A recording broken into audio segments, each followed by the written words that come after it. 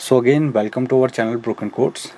तो ये 7 जुलाई का एक न्यूज़ आर्टिकल है जिसमें जो उत्तराखंड फीमेल्स हैं अनरिजर्व कैटेगरी में उनके 30% हॉरिजॉन्टल रिजर्वेशन को लेकर के ये पूरा मैटर है। आज के इस वीडियो में इस मैटर को ही हम डिस्कस करेंगे क्योंकि ये बहुत इंपॉर्टेंट मैटर है, मेनली उन अनरिजर्व फीमेल्स के लिए जिनके पास उत्तराखंड का डोमिसाइल है।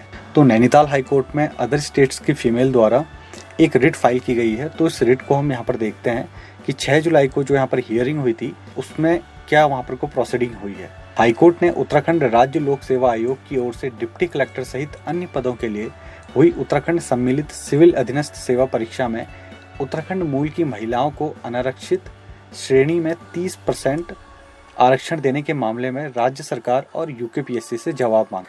जैसे कि आपको पता है कि अदर स्टेट के स्टूडेंट्स ने भी ये फॉर्म फिल किया था और इसका एग्ज़ाम दिया था।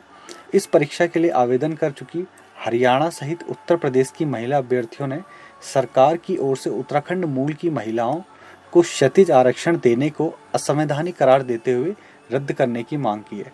जैसे कि आपको पता होगा कि जो हिंदी स्पीकिंग स्टेट है दिल्ली, हिमाचल प्रदेश, राजस्थान, हरियाणा, उत्तर प्रदेश, बिहार, मध्य प्रदेश, ये सारी जो स्टेट्स हैं यहाँ के भी काफ़ी स्टूडेंट हैं जो दिल्ली में रह कर के प्रिपरेशन करते हैं।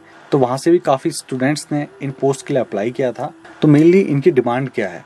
तो मुख्य न्यायाधीश विपिन सांघी एवं न्यायमूर्ति आर.सी. खुल्बे की खंडपीठ के समक्ष मामले की सुनवाई हुई।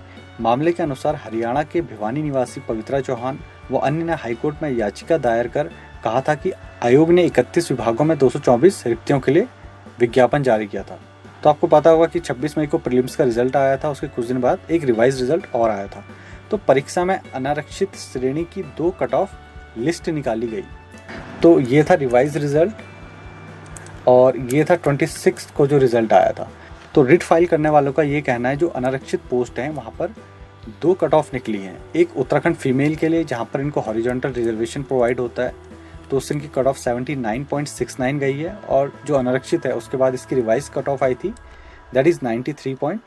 तो यहाँ पर 2 अनरिजर्व कैटेगरी की कट ऑफ हैं, एक तो उत्तराखंड के मेल्स के लिए और जो अदर स्टेट के मेल और फीमेल्स हैं, और एक उत्तराखंड फीमेल के लिए अनरिजर्व कैटेगरी में।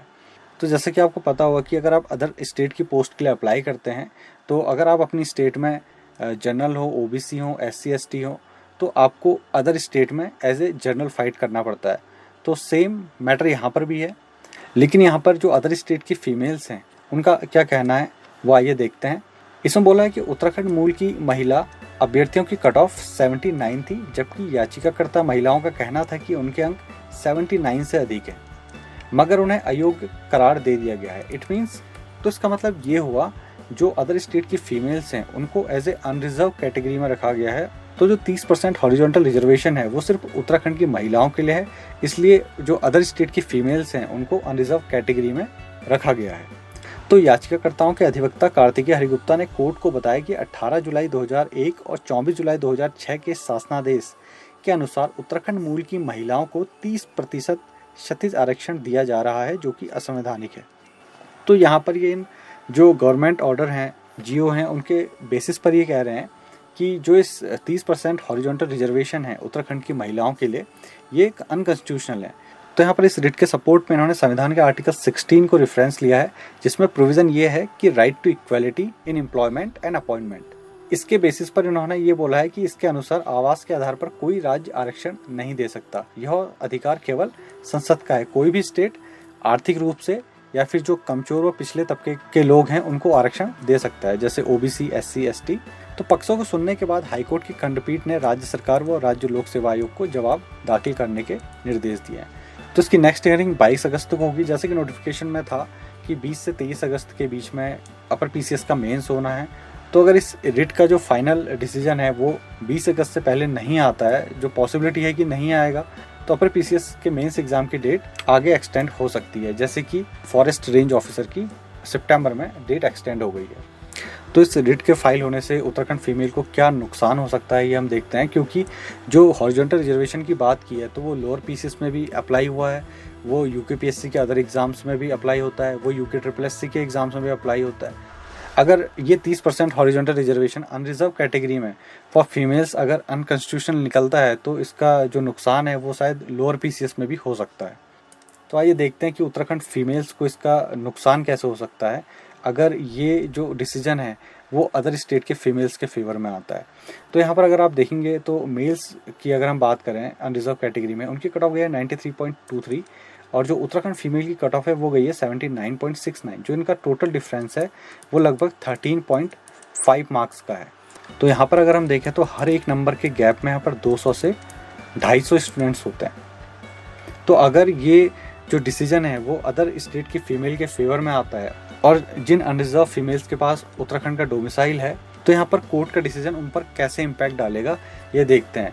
तो जो अदर स्टेट की फीमेल है उनका कहना है कि उनके 79 से ज़्यादा मार्क्स हैं और उत्तराखंड की जो फीमेल्स हैं उनको हॉरिजॉन्टल रिजर्वेशन ना दिया जाए और जो ये पोस्ट हैं जितने भी यहाँ पर फीमेल कैंडिडेट उत्तराखंड की सिलेक्ट हुई है उनको एज ए अनरिजर्व कैटेगरी में डाला जाए।